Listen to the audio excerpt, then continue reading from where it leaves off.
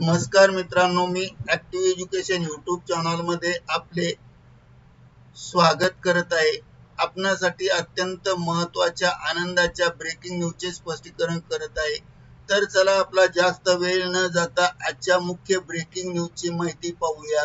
आजची महत्त्वाची ब्रेकिंग न्यूजची माहिती, मोठी खुश खबर, दिल्ली बैठकीत मोठा निर्णय, 1.12 लाख रुपयापर्यंत कर्मचाऱ्यांचा पगार वाढणार।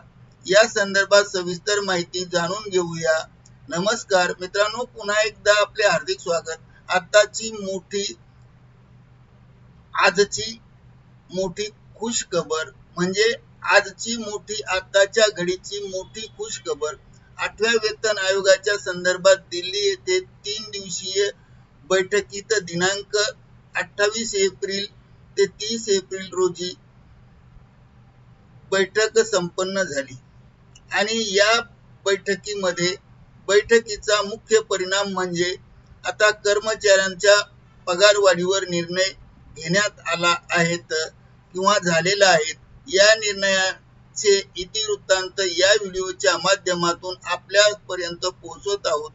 बैठकीत घेतलेले निर्णय आणि त्या संघटनेने मुख्य खुलासा सुरुवातीपासून शेवटपर्यंत आवश्यक व हमखास व्हिडिओ कोठेही स्किप न करता पहा। चला तर करूया आजच्या ब्रेकिंग न्यूजच्या म्हणजेच खुश खबरयुक्त बातमीचे स्पष्टीकरण।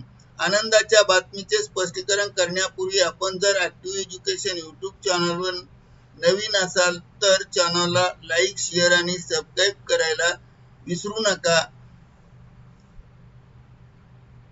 पोस्टमनचा पगार 1.12 लाख रुपयापर्यंत वाढणार। या संदर्भात ही मागणी कोणी केली आहे? ही मागणी पोस्ट ऑफिसच्या प्रमुख संघटनेने केली आहे। पोस्ट ऑफिसच्या कर्मचाऱ्यांची प्रमुख संघटनेने वेतन आयोगासमोर महत्त्वाच्या मागण्या मांडलेल्या आहेत।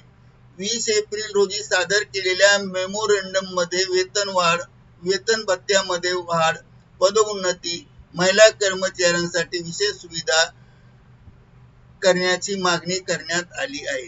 3 दिवसीय बैठकीत एंट्री लेव्हल ते पोस्टमन पर्यंतच्या वेतनवाढीच्या मागण्या बैठकीत समोर मांडण्यात आल्या आणि त्या मागण्या पुढील प्रमाणे ENO ने सध्याच्या वेतन संरचनेत बदल सुचवले आहे।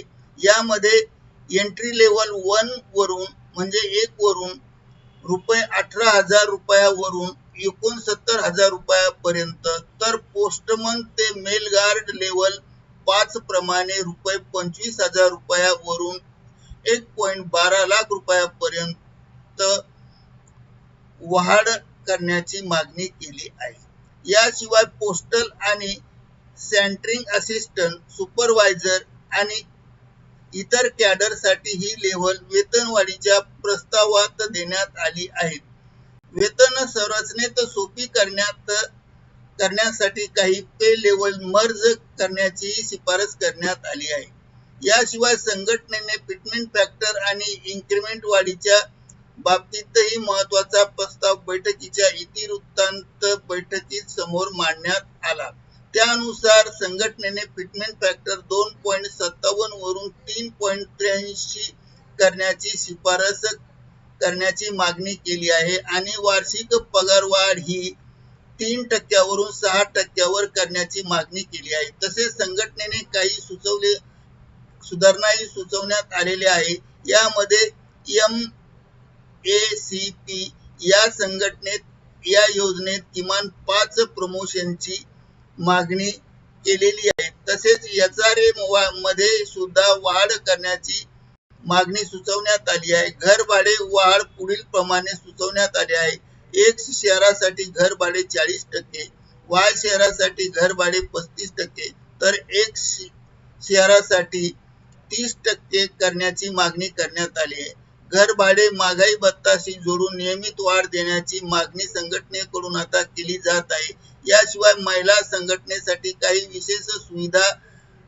विशेष सुविधाची मागणी करण्यात आलेली आहे किंवा केलेली आहे। त्या मागणीमध्ये आरोग्य सुविधाविषयी प्रमुख मागण्या आहेत।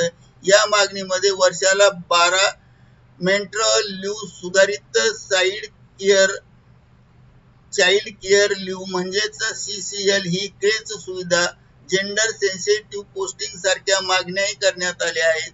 तसेच सर्व कर्मचाऱ्यांसाठी पेन्शनर्ससाठी कॅशलेस उपचार योजना देण्याची मागणी करण्यात आली आहे. सर्वात महत्त्वाची मागणी म्हणजे पेन्शन आणि फॅमिली पेन्शनचा सर्व खर्च थेट केंद्र सरकारकडून देण्याची मागणी करण्यात आली. सर्व भत्त्याचे पुनरावलोकन करून सेव्हिंग बँक संबंधित कामासाठी योग्य मोबदला आणि 1 मंथ सर्व्हिससाठी समान वेतन निर्धारणाची मागणी सुद्धा करण्यात आली. दिल्ली येथील बैठकीमध्ये तयार करण्यात आलेल्या प्रस्तावात वरील प्रमाणे दर्शवलेल्या बाबीचा समावेश करण्यात आला आहे. आता केंद्र सरकार याबाबत काय सुधारणा करणार याकडे सर्व कर्मचाऱ्यांचे लक्ष वेधले आहे. करिता ही 3 दिवसाची दिल्ली येथील संघटना आणि केंद्र सरकार यांच्या पुढे झालेली चर्चा सफल होणार आहे हे आता पुढील व्हिडिओमध्ये आवश्यक योग्य वेळी माहिती प्राप्त होताच आपल्यापर्यंत पोहोचवण्यात येईल. करिता ऍक्टिव्ह एज्युकेशन YouTube चॅनलने आपल्या माहितीस तो हा व्हिडिओ व्हायरल केला आहे. मित्रांनो, आपणास आवडल्यास लाईक, शेअर आणि सबस्क्राईब करायला विसरू नका. धन्यवाद. Thank you very much.